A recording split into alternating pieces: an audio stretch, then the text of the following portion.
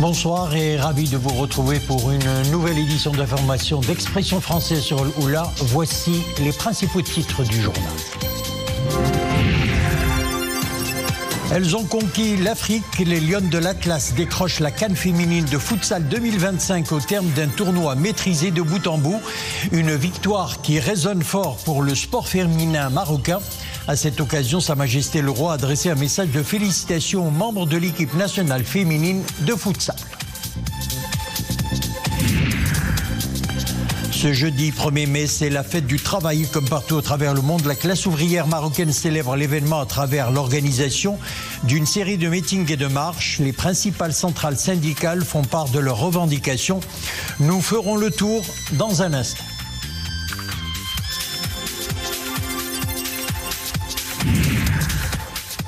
Et puis en fin de journal, nous mettrons le cap vers Ifrane où les participants du rallye classique 1000 Oasis ont bouclé leur 3e étape. Après avoir sillonné dunes, oasis et montagnes, les passionnés de la conduite et de voitures anciennes sont arrivés à Ifrane. Les participants ont pu apprécier la richesse culturelle et l'hospitalité légendaire du Maroc à travers leur périple.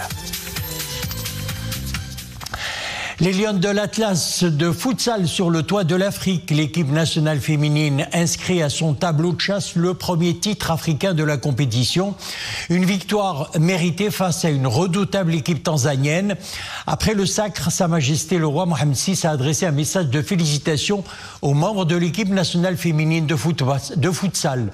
C'est pour nous une source de fierté que votre prometteuse équipe ait eu l'honneur de remporter la première édition de ce championnat africain, que notre pays a accueilli avec grand succès, et d'assurer également votre qualification pour la prochaine Coupe du Monde dans sa première édition, prévue vers la fin de cette année aux Philippines, souligne Sa Majesté le Roi.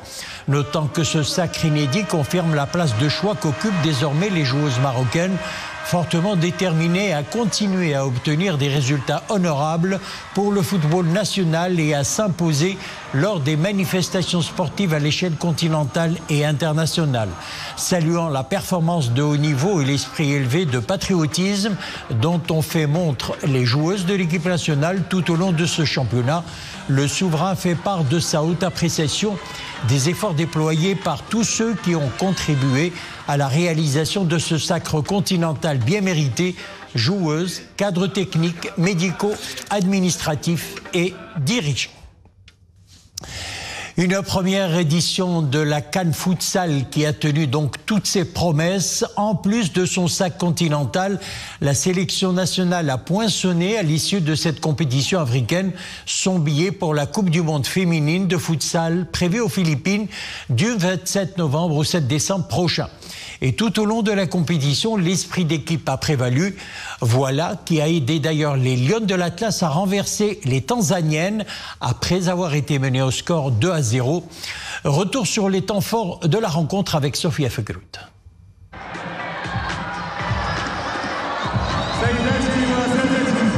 Voici l'épilogue d'un match à rebondissement. La coupe restera au Maroc. Ainsi en ont décidé les Lionnes de l'Atlas. Elle fête dignement le titre de la toute première Coupe d'Afrique des Nations féminines de futsal.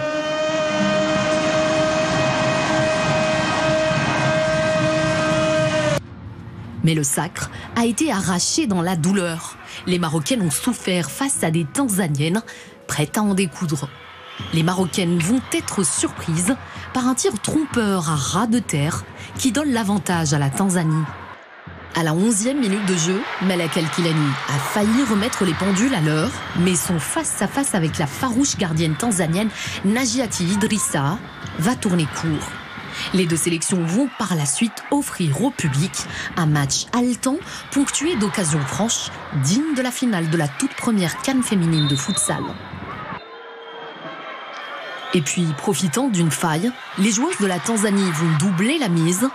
Voilà qui fera rugir les Lionnes de l'Atlas. La solution vient de la brillante Doha Madani, qui parvient au filet, inscrivant le premier but de la sélection. 2-1, avant la fin de la première mi-temps. Le Maroc rentre au vestiaire, avec une plus petite marge. En deuxième période, les Tanzaniennes jouent en bloc très bas, verrouillant tous les accès menant au but d'une Idrissa quasi infranchissable. Et la blessure de Dohan Madani n'arrange pas les choses. Mais les protégés de Adil Sayeh ont su gérer le stress, multiplier les actions, tout en restant très vigilantes en défense, pour ne pas encaisser. Ouf de soulagement à la 34e minute de jeu, Yasmine Damraoui se joue de la défense tanzanienne, s'ouvrant une issue pour délivrer le but égalisateur. Il est inscrit par Drissia Quraish. Dans les toutes dernières secondes de la rencontre, l'héroïque Damraoui offre au Maroc le but de la délivrance.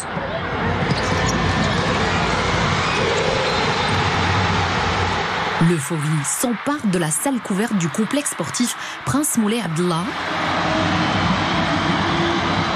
Une victoire éclatante et un titre qui symbolise bien plus qu'un trophée.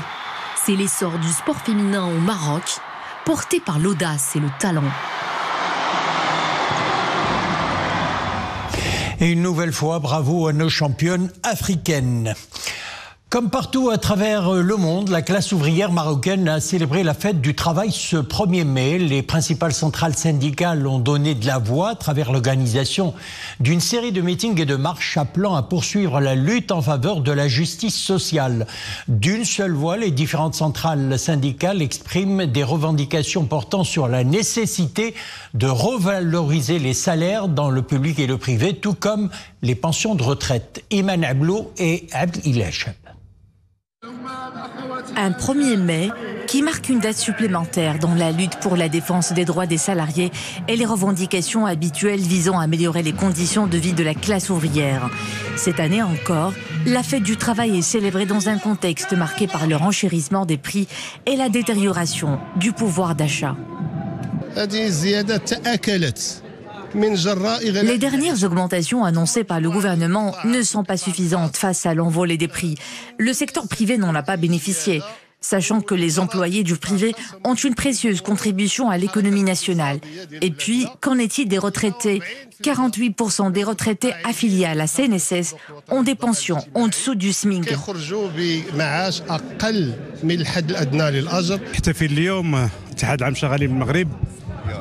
Nous célébrons ce 1er mai dans un contexte social marqué par la reprise d'un nouveau round du dialogue social avec le gouvernement et aussi dans un contexte de mutations économiques qui ont engendré la cherté de la vie. Et ce, malgré les mesures prises par le gouvernement dans le cadre du dernier round du dialogue social. Le gouvernement a promis à ses partenaires sociaux et économiques d'autres mesures pour améliorer les revenus de la classe ouvrière avec la révision des statuts de base d'un certain nombre de secteurs et de départements.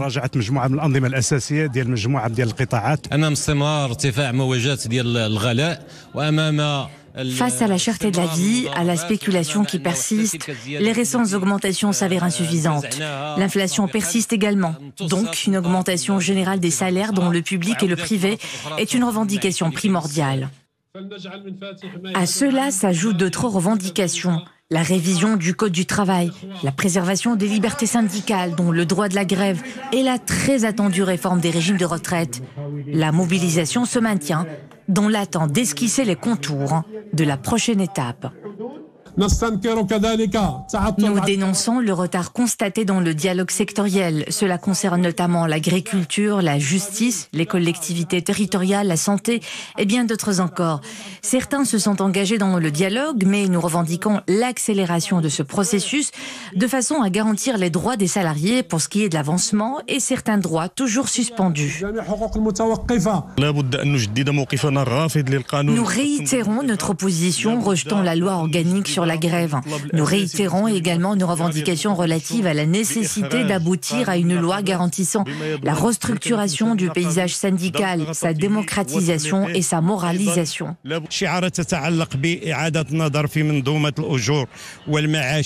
Nous célébrons la fête du travail avec des revendications liées à la révision des salaires et des pensions de retraite qu'il va falloir revoir à la hausse dans une conjoncture marquée par la cherté de la vie, la cherté des produits de consommation, des services et des prix du gazole. Les salaires actuels sont loin de couvrir toutes ces charges.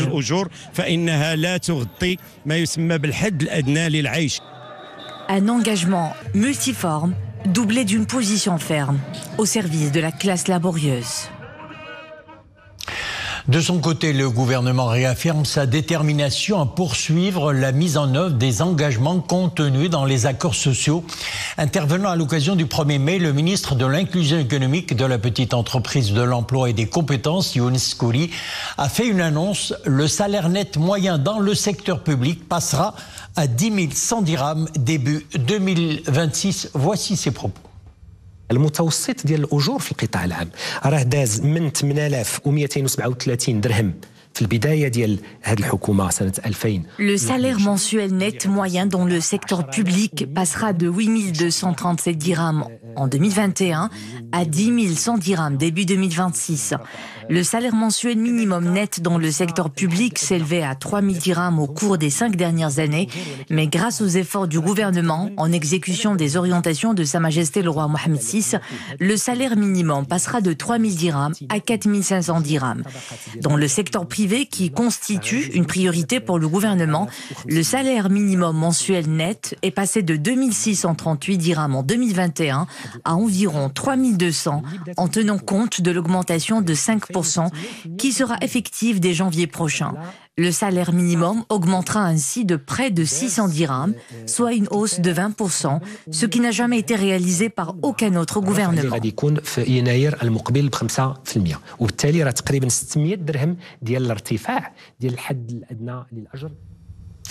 Nous passons à présent à l'actualité internationale. Elle est dominée ce soir par les nouvelles violences à caractère confessionnel en Syrie. Au moins 73 personnes ont été tuées, la plupart des combattants druzes, a indiqué l'Observatoire syrien des droits de l'homme.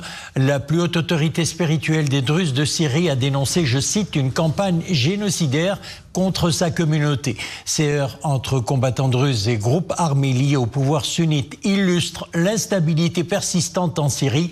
Près de 5 mois après le renversement du président Bachar al-Assad, les autorités syriennes avaient averti qu'elles frapperaient d'une main de fer tous ceux qui cherchent à saper la stabilité de la Syrie, accusant des groupes hors la loi d'avoir provoqué les violences. Dans la région, toujours le Liban en proie à de nouvelles frappes israéliennes. 2 personnes ont été tuées aujourd'hui dans une localité du sud du pays. Une frappe menée par un drone israélien contre une voiture dans la localité de Meis el-Jaba. Elle a tué un Libanais et blessé 2 Syriens. Une autre personne a été tuée dans une seconde frappe sur cette même localité. Israël mène régulièrement des frappes au Liban, principalement dans le sud, affirmant cibler le Hezbollah pro-iranien. Ces attaques se poursuivent plus de 5 mois après l'entrée en vigueur d'un cessez-le-feu le 27 novembre. Et puis, au Soudan, le palais présidentiel a été la cible de l'artillerie des paramilitaires des forces de soutien rapide. Aucune victime n'a été signalée pour l'instant. Ces attaques surviennent quelques semaines après que l'armée aura repoussé ses rivaux paramilitaires du centre de Khartoum, dont ils avaient pris le contrôle au début de la guerre en avril 2023. Depuis avril 2023, la guerre au Soudan a fait des dizaines de milliers de morts, déraciné 13 millions de personnes et provoqué une crise humanitaire majeure.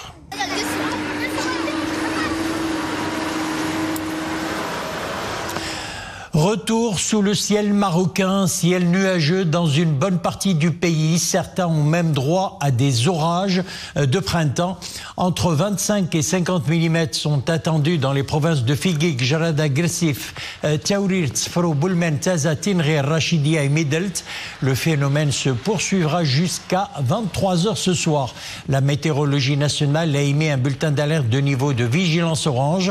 Et puis de fortes rafales de vent atteignant les 90 km/h souffleront encore jusqu'à demain 3 heures. Ces vents pourront même soulever des chasses-poussières locales. Sont concernées les provinces de Jarada, Taourir, Tfigig, Oujdan Gad, Grsif, Boulmen, Azilal, El Haouz, Rachidia, Tinrir, Midelt et Ouarzazate. Et à présent, regardez ces images qui viennent de nous parvenir de Qla'at Mgouna, une chute de grêle d'une rare intensité. Il aura fallu au moins de 10 minutes pour que les rues et les paysages se figent sous l'assaut des grêlons, parfois gros comme des billes. Un décor hivernal inattendu. Les traces de ce déchaînement restent visibles. Trottoirs blanchis, amas de glace et flaques boueuses. Des images spectaculaires prises par Mohamed Rachid.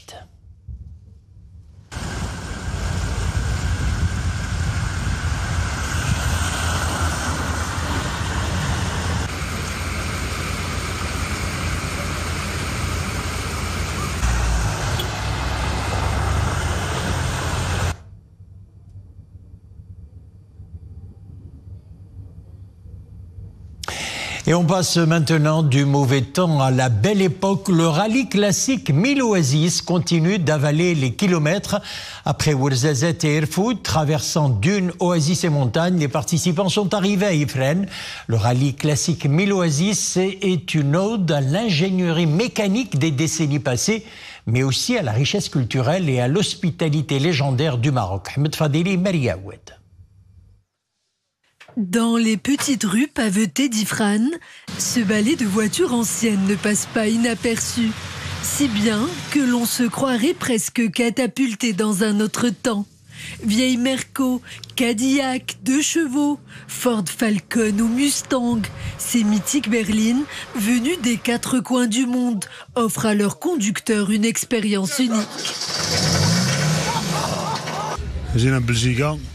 Je suis venu avec mon père de Belgique expressément pour participer à ce rallye, car je trouve que c'est une manière très originale de découvrir son pays. Ça fait la 3e fois que je fais le rallye des 1000 Oasis. On est très content de la convivialité, on aime bien le Maroc. On visite des paysages qui sont magnifiques et on est très content de revenir tous les ans traverser le Maroc au rallye. Et à cette 7e édition du rallye classique 1000 Oasis, les collectionneurs marocains sont eux aussi présents. Chacun son style, chacun sa dégaine. Ils ont en commun la passion des automobiles vintage et l'amour de la route et des kilomètres qui défilent. Je participe à ce rallye au volant de cette merveille, une Ford Mustang vieille de plus de 60 ans. C'est la 2e fois que je la conduis et je ressens une immense joie.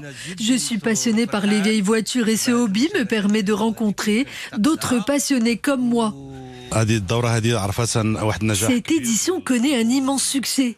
Il y a beaucoup de participants venus de différents pays, mais aussi beaucoup de curieux qui aiment observer ce défilé de voitures anciennes.